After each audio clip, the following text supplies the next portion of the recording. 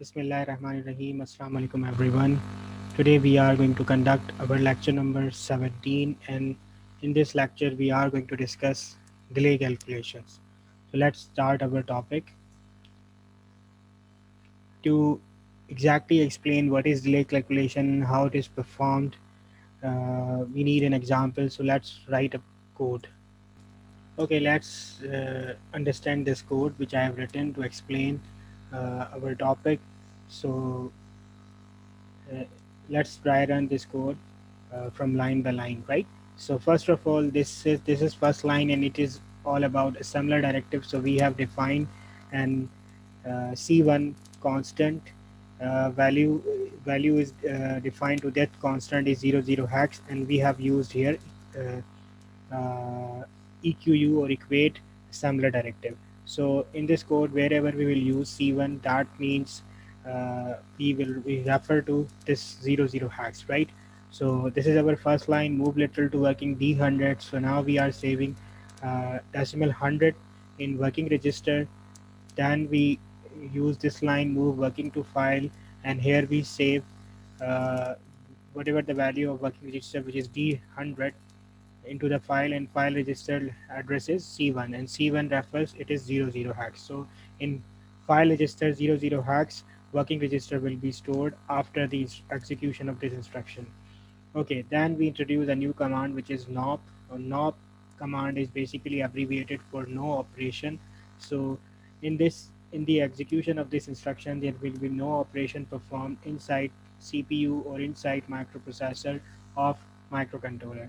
So there will be only consumption of some time, but there will be no operation performed, right?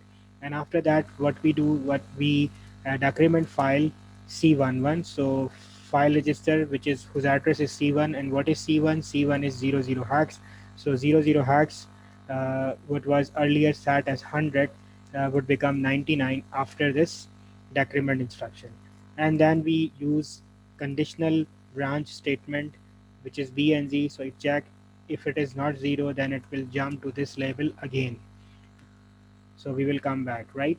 So this operation will continue until this decrementing in C11 reaches to 00. So when it will become 0, so B and Z condition will be failing because it will not be equal to 0. Rather it will have certain value, right? So sorry, it will not be equal to non-zero, rather it will have a 0 value. So in that sense, this condition will be false, and then we will come out of this loop. So if we set the size of the loop, the size of the loop is this one. Let me show you. Or the looping instruction, these are the instruction which are being repeated in the loop. And if we define the instruction cycle, so very first instruction is, this is our assembler directive. This instruction is how much? One cycle, right? Similarly, this instruction, the second instruction is one cycle, right?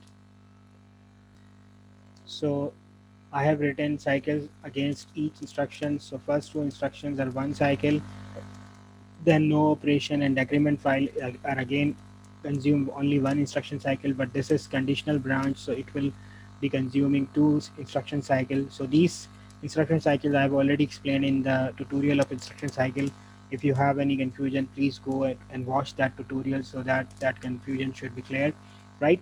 So let's count the number of instructions which are being repeated in the loop. So these are three instructions: NOP, decrement file, and BNC. So 1 plus 1 means 2, and 2 plus 2 means 4. So 4 cycles are being repeated in the loop, while these two instructions, 1 and 1, is outside the loop. So if we uh, count the total number of cycles which are consumed in this program. Okay, now these are the total number of cycles. So total number of cycles are 1 plus 1 plus 2. So these are 1 plus 1 plus 2, and these are multiplied by 100 because these are in the loops. So uh, plus 1, and this is 1 plus 1 due to this. So if we count them, it will become equal to 402 number of cycles, right? Furthermore, let's assume that a crystal oscillator attached with the microcontroller in which this code is bound is 4 megahertz. and therefore we can convert that crystal oscillator frequency into instruction frequency by simply dividing it by 4. So 4 megahertz divided by 4 would become 1 megahertz, right? So 1 megahertz what? 1 megahertz is instruction frequency. This instruction frequency can be translated into instruction time. So instruction time is equal to reciprocal of instruction frequency.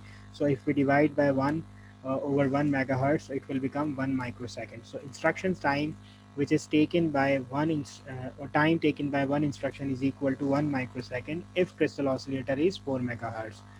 Now we know the total number of cycles. We also know the instruction time. We can calculate the total delay or execution time is equal to instruction time times total cycles. So we will have to multiply instruction time, which is 1 microsecond, and total cycles, which is 402. So if we multiply them, the total time will be consumed in this code will be calculated as 402 microsecond. So we know that with this example, we know how one can calculate delay or instruction or total execution time of any program uh, using this overall process, right? Let's calculate certain required delay according to our requirement. We are not interested in 402 microsecond. If you remember in the previous tutorials, we have done some examples in which we were sending certain information to output port, and after certain time we want to send another output to that port, so we can generate certain delay or certain space between the two consecutive output using this technique. So let's assume we are interested in delay of at 1 second. So how we can produce delay of 1 second using this setting? Let's do this example. Let's say we are interested in required delay of 1 second, and crystal oscillator frequency we are using in this example is also 4 megahertz. So instruction frequency will also 1 megahertz. Instruction time would be 1 over 1 instruction frequency, which is 1 microsecond, and we are interested in delay of 1 second. So we want to produce 1 second delay. So this time we are generating a delay, right? So that is why it is not delay calculation, rather it is delay generation. So let's calculate the number of iterations which are required to generate required delay of 1 second using this instruction time. So if we divide the required delay with instruction time, it is required delay. Yes, so it is required delay divided by instruction time. So 1 second divided by 1 microsecond is equal to 1 million, or 1 with 6 zeros. We know that this iteration is not possible in a single loop because the maximum count in a single loop could go up to 1 255, because uh, every a file register can store only 8-bit value, and 8-bit value can maximum go up to 255. So 1 million iterations are not possible in single loop, but what we can do, we can use three different loops, and two loops will be nested in them. So 100 times 100 and 100. So 100 count is possible in one loop, 100 another 100 count is possible in another loop, and 100 count is possible in another loop. So 1 million iteration will be used. So these will be total number of cycles, like, right? So if we multiply 1 million iteration with 1 microsecond, it will produce around 1 second delay. So let's write the code for this uh, three using these three nested loops, right? And let's calculate the delay if it is equal to 1 second or not. So this is the code, I have written it for you. Let's try run this code and understand what this code is doing. So C1 equates 00, C2 equates 01, and C3 equates 02. These three are just defining a similar directive C1, C2, C3 using equate, and 00 hex will be equivalent to C1, 01 hex will be equivalent to 02, C2, and 02 hex will be equivalent to C3. So wherever we will use C3, that means it will be equal to 02 hex.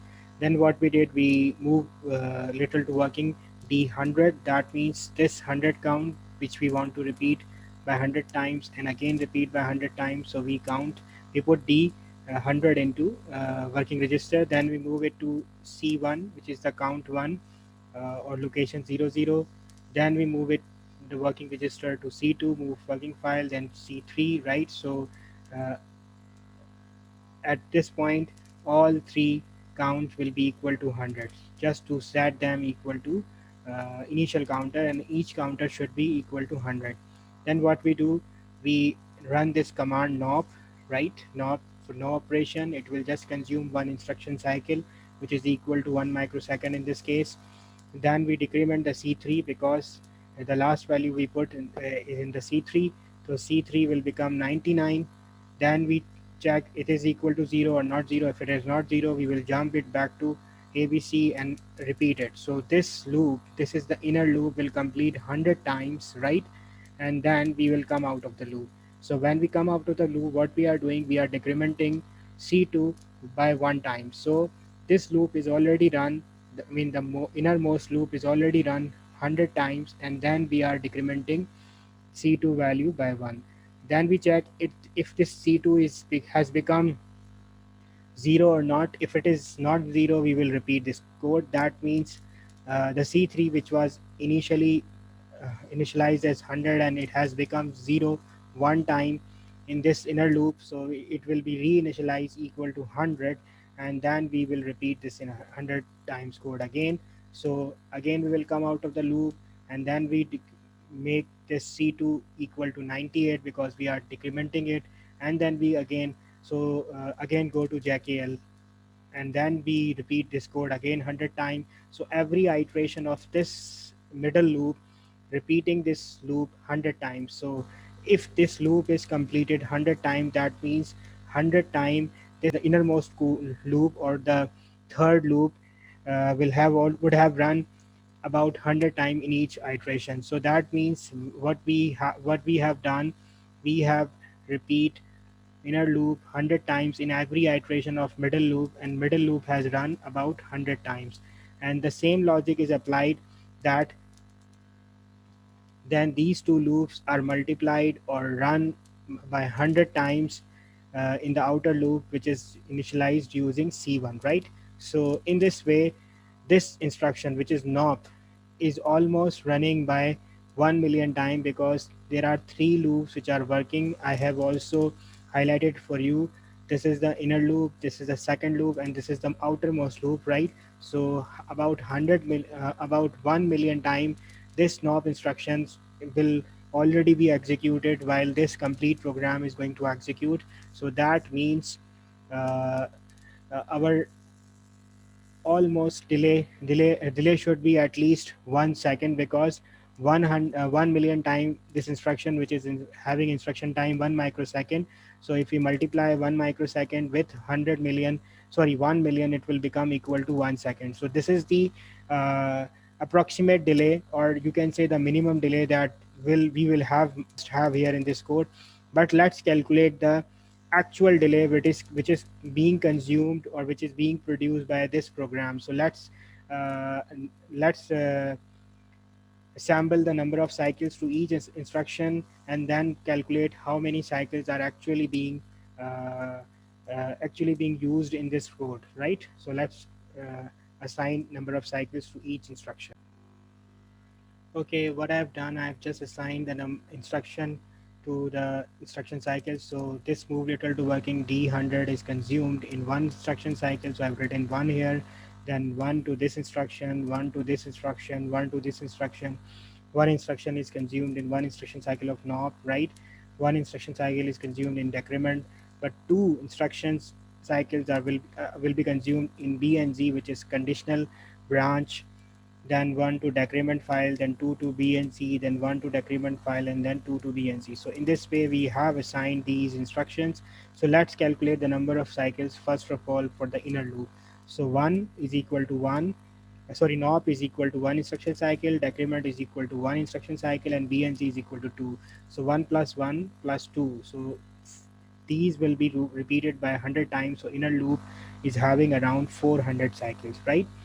Then we go and calculate the second loop, which is this one. So 1 plus 1 and plus 2, 4, and 4 plus this 100. So 4 plus 100 would be 404, and times 100, because this in a middle loop is also running by 100 times.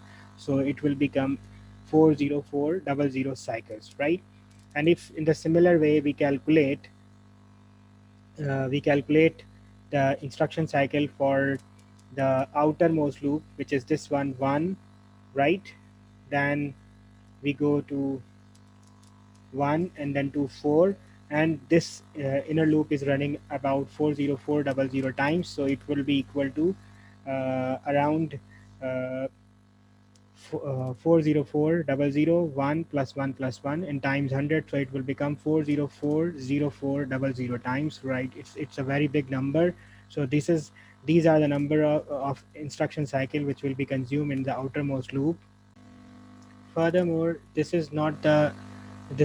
outer loop is not only the part of the code, but these two instruction which is not present in either of the loop. So one instruction cycle and one. So these two instruction cycles should be added to this figure. So this is the number of cycles which are consumed in this code, and if we highlight it, it is equal to 4040402. So this is very huge number of cycles. And if we want to calculate the actual delay or actual time which is consumed during this complete code, we should multiply instruction time with these instruction cycles. So actual delay would be equal to 40402, which is the number of instruction cycles, right? And times instruction time 1 microsecond. So if we multiply it, it will become 4.04 second, which is the actual delay of this code, right? So actual delay or actual instruction time or actual instructional execution time of this complete code would be equal to 4.04 second. So if you remember, we have written this code with the require for the delay requirement 1 second, and we tried to repeat this knob instruction to put inside this 1 million iteration. But since in every loop you have number of cycles along with this knob instructions or NOP instructions, so actual delay is increased. So we try to produce 1 second, but we are achieving around 4 second delay or 4.04 seconds delay to be exact. So this is the flaw of this looping technique, by which you cannot produce exact amount of delay. But so far it's again a very good technique. So if you want to optimize this delay using this nested loop technique, you have to actually play with this figure. It will not be actually 100 million. So you may reduce one of the loop size. Maybe you can reduce it by 10, or you can reduce it by 20.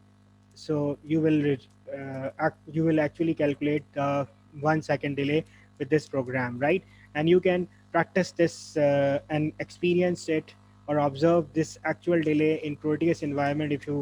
Uh, if you encode it and then simply simulate this effect in the Proteus environment, you will actually know what will be the actual number of iterations required for this 1 second delay, right? Not 100 million. But we must note here that this nested loop technique won't be that much effective if it has this much amount of marginal error, because we were planning to produce 1 second and we are having 4 second delay, which is not good enough. So we have to look for another technique by which we can produce exact amount of delay that we want to produce in between consecutive outputs. So for this, I have to just tell you that we will be studying another important topic in timer sections of this course, in which we will be able to produce exact amount of delay for which we will plan. So if you want to go for 1.6 seconds, so you will be producing 1.6 second. If you want to produce 50 milliseconds, so you will be having 50 millisecond delay. So that means accuracy will increase in that topic, but in nested loop you won't have that much efficiency. Okay, that's it from this lecture. Today we learned about important concept of delay generation and delay calculation. I hope you have understand the concept. If you still have any confusion, you can post in comment section. Thank you so much for listening.